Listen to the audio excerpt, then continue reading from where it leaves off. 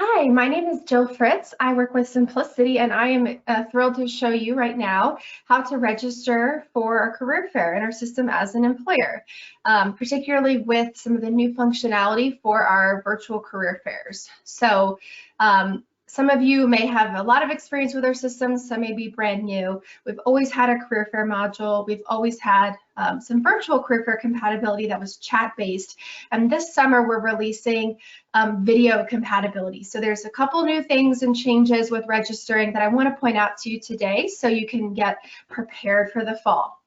So let's get started. So I am at the employer sign-in page. One important disclaimer that I might say a few times today is that I'm in a demo site. So your school site is going to look a bit different. The verbiage may be different. The orders of things may be a little bit different. That's okay. We try to work with your schools to help them support you. And so we'll be continuing to do that throughout the summer and the fall so that we can help you fill your positions and find all the outstanding students that our schools have. So I'm going to sign in first. I already have my credentials here. One key note to mention is that schools do have the option to give an external link to register. So that's nice if someone has not been in your system yet, or just to make it easier. That may be an option if it's available. If you do have an employer account in the school system, I always recommend, go ahead and log into the system and register there. It's nice because it will populate the information you already have in your profile. So it saves you a little bit of time and you get to see all the other great things going on. So from here, I'm at the home page. You may have an attend event section here where you could just jump right into that fair that's currently active, currently accepting registrations. You can also go over to events and career fairs. And one important note is that the way the registrations work is that only one company can have one registration. So if someone else in my company registered and didn't tell me, when I try to click into the fair, it's going to show me here, as once I'm logged in, that X person at my company is already registered and to coordinate with them. If you're registering from that external link, it'll just say that your company is already registered.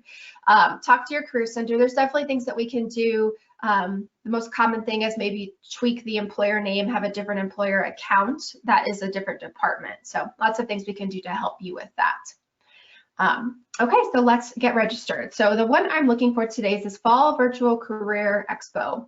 I have two buttons. I can just get right to the registration, or I'm going to click View first. This is just an overview page, has information that your school makes available for you.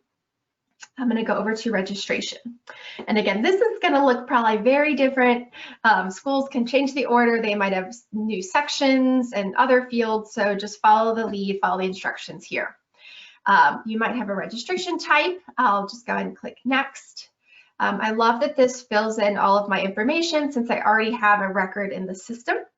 The address field may need to be expanded to be filled out. So just wanted to point that out. Mine's already filled in. If you miss a required field, it will remind you and make sure that you fill it in before you click next. I love that my logo is already here. I wanted to take a second to mention that if you don't have an employer logo, we definitely recommend that you upload one. It just helps with your branding, and when the students are scrolling through, it makes it more visual, helps your company name stand out. So definitely have a logo. Looks like I didn't actually have an industry filled in, so I'm going to add one, but my overview was already filled in, etc. So this kind of gets me into the section of some information that schools might collect about what you're looking for. Schools often make this information searchable, viewable to students so they can look at the list of companies coming and know if you would be interested in talking to them. So this is really important. We recommend filling out as much as you can, even if things aren't required by the school. Two important fields that are going to be particularly helpful with our new virtual fair functionality is majors recruited and degree levels recruited. Students, as you might know or might guess, have a major in their profile most of the time and their degree type.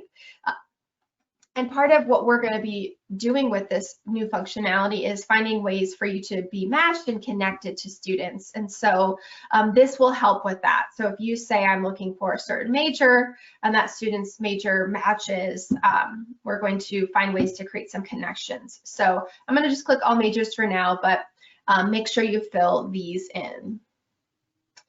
You may or may not see a section for job postings. Schools have the option to allow you to add postings and even pull from an existing posting you already have in the system, which is definitely nice. But this again is for students to see what you're hiring for at this event. So you also can add a new position if the school has made that available to you. So let's click next and follow the school's lead on payment. There's a lot of variety with this. I'm just going to kind of move through this one. They'll give you instructions on what you need to do. Now, representatives. So you can fill this in now with how many people you're expecting to come. We do understand that it's very common that when someone is registering for a career fair, especially in-person fairs, is you don't always know who will be participating at that time. And that's understandable, that's okay. I have schools tell me that all the time. If I click Add New, I open my representative information subform and a couple options here. For one, ultimately, whoever's participating from your company will need to be added here. The school may do a couple things. They might ask you just to come back to this registration at a later date, let you edit it and kind of add this later, or they might lock that down, but then collect that information from you some other way. So that's something that will need to happen at some point. Ultimately, it will be added in the system, the name and email and minimum, and then also the meeting instructions. So this is going to be critical for those video chats to happen. Essentially, each person will add their links here to that virtual room that they're in. So I use GoToMeeting. I have GoToMeeting rooms I can create, or a standard one. Zoom has something similar. Teams, whatever you're using, have each person put their individual links here. Alternative instructions, we wanted to find a way to just make sure if there were any technical issues, let's say something with the meeting room is down for a minute or two, we want to give students a way to connect with you still, or let you know that there's something going on. So you can put that in this other text box. You know, please email or please call us here. So this will be collected at some point. I'm going to remove this entry for now. I'm not filling it in now, and it will let me continue. So one-on-one chat. So we wanted to, find a way to make sure that these events move smoothly, that students can move through the queue in the same way that they would when they're just standing in a line at an in-person event. So we're asking you to set your kind of target maximum time for chatting with students, and it's going to be between 5 and 15 minutes. The idea is that, if you put 5 minutes, once that 5-minute time hits, there will be a reminder and alert to you as the employer to say, okay, your time is about up, please move, please wrap up and move on to the next person. This also is helpful for students who are waiting in your queue, who are in line. There's going to be estimates that are given based off of what you've put here. Are you expecting to talk for 15 minutes or 5 minutes? That changes how long the line will be, right? So talk to folks at your school, at your company, what number makes sense for you right now. And it's a guideline. It's not going to kick you out of your video call. It won't do that, so don't worry about that. But it's so that we can all kind of just move through this process smoothly. And the last thing is group chat. So part of what Symplicity looked at with what enhancements do we need to build is how does an event really work in person?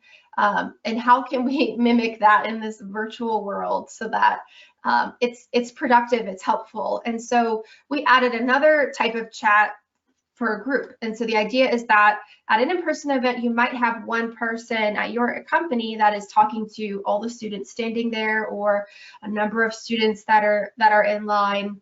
And so you have this option. You can have a group room where multiple students can join throughout the day, and it's group. So it's not going to be that one-on-one, give me your elevator pitch, but it might be, well, here's generally what recruiting looks like right now. Here's what we're hiring for. Here's what our internships are going to look like.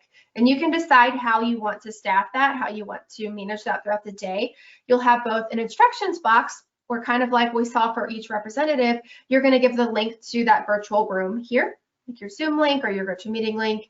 And then the schedule is what to expect. You could have this staffed all day and just tell students to drop in anytime, or have it only staffed for certain time periods. So you'll get to communicate here what they can expect and why they would want to pop into your group room. So this is new. So let's continue. We're just about done here. Once I do that last page, I get to review everything I put, pretty standard. If I made a mistake, I can go modify it, but that is really it. I click confirm, really important, you're not done yet. Click confirm, and that is how you've submitted your registration. Now here you are seeing an invoice. You might not see this in your school system. They might show a blurb here with some information and send an invoice later. Follow their lead. There are definitely a number of options. But at Symplicity, we're so excited to see all of you using this. Can't wait to hear about how we are all navigating this virtually and recruiting, and we wish you the best of luck with your recruiting, and stay tuned for more updates on what we're developing and more instructions and tips from your school. Thanks so much. Have a great day.